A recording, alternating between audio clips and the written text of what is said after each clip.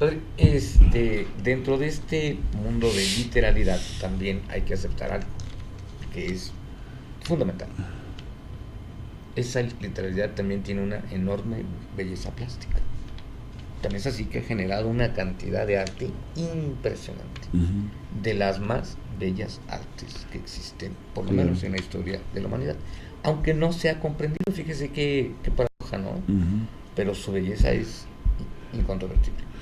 Sí, bueno, toda esa belleza y toda esa diversidad de géneros literarios, pues ha originado obviamente estudios muy profundos, sobre todo a partir pues de la mitad del siglo XX, es donde más se comenzó, porque con el Papa Pío XII pues ya la Iglesia comenzó a abrirse, ¿no?, a este tema de que la Biblia no se podía entender así al pie de la letra, ¿no?, sino que existía todo este fenómeno de los géneros literarios, y cada género literario pues obviamente tiene una forma de decir las cosas, ¿no? De ahí se originó pues entre los biblistas una rama de investigación que se llama la historia de las formas, ¿no? El estudiar la historia de todas estas formas literarias a lo largo de los siglos, y ver precisamente qué valor tiene cada una de esas formas literarias, ¿no? Porque, por ejemplo, pues eso nos ha llevado a ver que los primeros 11 capítulos del Génesis se llaman capítulos prehistóricos, ¿no? Y a partir del capítulo 12, con la historia de Abraham, comienzan los capítulos históricos. Entonces, si es prehistoria, estamos hablando de que ahí no tenemos documentos de tipo así crítico históricamente para decir esto fue así, porque no hay documentos de primera mano para decir esto es historia de lo que sucedió, ¿verdad? Porque, por ejemplo, pues si decimos no sabemos cuántos siglos y miles de siglos precedió la creación de la raza humana a la historia de Abraham, ¿no? Entonces, si no tenemos siquiera un punto de referencia de tiempo, ¿cómo vamos a poder decir esto sucedió de esta manera o de la otra? Claro, eso del punto de vista externo, pero cuando miramos o vemos el contenido de algunos de estos libros y vemos cómo hay contradicciones clarísimas en ello, pues no podemos decir que eso sea historia, ¿verdad? Por ejemplo, nosotros creíamos que Adán y Eva tuvieron 2 hijos, ¿no?, Caín y Abel, y luego cuando mataron a Caín tuvieron a otro que es Set, ¿verdad? Y ahí se quedó. No se dice que tuvieran hijas, ¿no? Bueno, dice, ¿cómo siguió la raza humana si solamente eran 2 hombres? ¿Entre ellos qué? ¿Cómo? ¿No? Y aunque fueran mujeres, se iban a casar los hombres, los hermanos, entre hermanos, pues no, eso no es normal. Entonces, obviamente que ahí se está contando una historia con unas intenciones ya preconcebidas, ¿verdad? Partiendo, por ejemplo, de que estamos hablando de una cultura patriarcal en la cual los importantes y los que hacen la historia son los hombres, ¿verdad? Que es lo que vemos, por ejemplo, en las genealogías. Cuando leemos la genealogía que nos ofrece el Evangelio de Mateo, el Evangelio de Lucas, para decirnos cómo Jesucristo es descendiente de Abraham, pues ahí se nombran, sí, alguna mujer aparece ahí de paso, ¿verdad? Pero se nombran, son puros hombres, ¿no? Genealogía de Jesús Mesías, hijo de David, hijo de Abraham, ¿verdad? Y empieza: Abraham engendró a Isaac a Jacob a Judá y sus hermanos, y Judá engendró de Tamar a Fares y a Sara, y etcétera, y va sucediendo toda una serie de dinastías o de generaciones en las cuales, pues dice, son 14 las generaciones desde Abraham hasta David, 14 desde David hasta la deportación de Babilonia, 14 desde la deportación de Babilonia hasta el Mesías, ¿no? Y pues todas esas generaciones son de hombres, ¿no? Si alguna mujer aparece es porque o es su esposa o es hija de esa persona, pero quienes dominan la historia son todos estos hombres que van marcando las generaciones en estas tres épocas en las cuales divide San Mateo la historia del pueblo de Israel, y así sucesivamente, ¿no? Entonces, pues, y así hay tantas cosas, ¿verdad? Como, pues, si hablamos del diluvio universal, ¿verdad? Hoy día, pues conociendo cómo es el mundo y con los conocimientos que tenemos de la cosmología o de la cosmografía, pues decimos que es imposible que hubiera un diluvio universal en toda la Tierra, ¿no? ¿No? Entonces, pues sí, podemos decir que hay inundaciones, ¿verdad?, que pueden suceder, como han sucedido toda esta temporada última, los meses de lluvias, donde una porción de gente pues está en peligro su vida, ¿verdad? Pero llegar a pensar que un diluvio de todo el universo pues es imposible, fuera de toda posibilidad metafísica, física y cosmográfica, etcétera, ¿no? Padre, aquí entonces surge una pregunta que es muy interesante.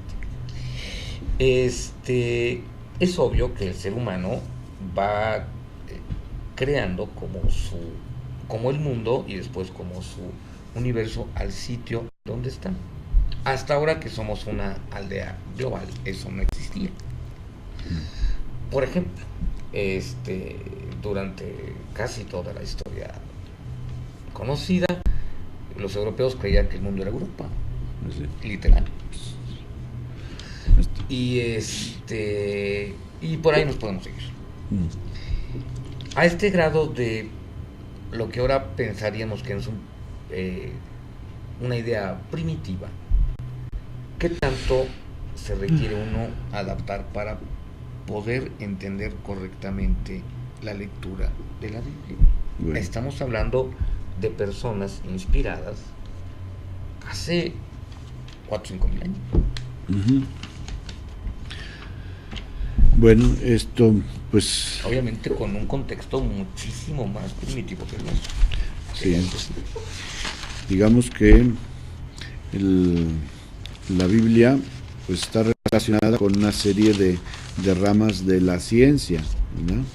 Y entonces pues hay muchos puntos de vista o distintos puntos de vista que podemos tomar y que toman pues los escrituristas o los biblistas, porque hay quienes van a estudiar la historia del punto de la Biblia, ¿verdad? Otros van a hacer exégesis de la Biblia, es decir, examinar los textos, el texto propiamente dicho, para ir descubriendo en qué medida pues están comunicándonos una verdad o en qué medida están hablándonos de una forma alegórica, como mencionabas hace rato, o una forma parabólica, como usa Jesucristo. Y dentro pues también está ahí la antropología, obviamente, y la arqueología. Todo esto son ciencias afines que están relacionadas con el estudio de la historia que nos narra la Biblia. Por ejemplo, aquí en esta Biblia, casi todas las Biblias hay, pero en esta Biblia, que es la Biblia de América, sin querer hacer propaganda de una u otra, porque digamos, esto es como el periódico, ¿no? A ti, ¿qué periódico te gusta? X, ¿no? ¿Te gusta el Excelsior o el Universal o el Milenio, etcétera? Pues cada uno es libre de que, porque a ti te gusta el Excelsior, yo no lo voy a comprar, ¿eh?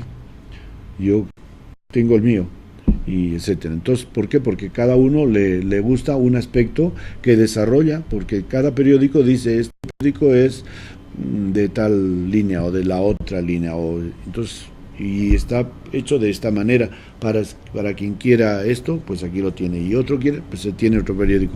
Igual la Biblia tenemos dentro del español, de nuestra lengua española o castellana, tenemos un chorro de ediciones de Biblia, ¿verdad? Diferentes, ¿no? Esta es Biblia de América, ¿no? Pero dentro no es la única que hay en América, porque hay otra que se llama la Biblia latinoamericana, ¿verdad? Y entonces, pues, esta Biblia de América está aprobada por la Conferencia del Episcopado Mexicano y autorizada por la Conferencia Episcopal de Colombia y de Chile. Entonces, en México, en Colombia y en Chile se publica esta Biblia, ¿no?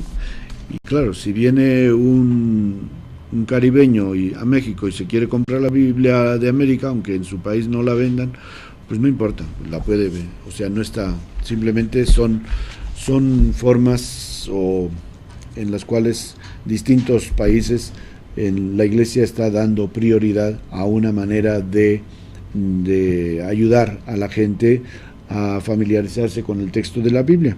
Entonces, esta Biblia obviamente que no está escrita con el léxico de España, de la lengua en España, sino con el léxico de la lengua en América, que es muy difícil ciertamente porque pues hay muchas variedades en el léxico, ¿no? Y así tenemos otras Biblias que se han editado desde el punto de vista de fidelidad al texto, y otras que se han editado como con la idea de hacer el texto asequible al pueblo. Entre ellas tenemos, pues, por ejemplo, típicamente una que se publicó a mitad del siglo XX, la segunda mitad del siglo XX, por los años 50, 60, en Francia, que es la Biblia de Jerusalén, que tuvo y sigue teniendo mucha aceptación, sobre todo entre estudiosos. Y luego está del otro lado como la Biblia, que tiene más en cuenta al lector que al texto, ¿no? Porque pues eso es un punto interesante, tener en cuenta a la hora de decir por qué se hacen distintas traducciones y ediciones de la Biblia. Pues porque nos interesan distintos puntos de vista, nos interesan distintos aspectos de la Biblia. Entonces, la Biblia de Jerusalén, por ejemplo, le interesa más la fidelidad al texto original, ¿no? A la Biblia latinoamericana le interesa más el lector, y entonces no es tan fiel al texto literalmente, sino al que va a leer, de tal manera que esa persona que va a leer pueda entender, y lo traduce a un lenguaje que el pueblo normal, nuestro pueblo, la raza, por así decirlo, pueda entender, ¿no? Y así sucesivamente, ¿no? Bueno, pues por ejemplo, en esta Biblia de América, pues aquí hay una tabla en la cual se va narrando toda la historia desde distintos puntos de vista.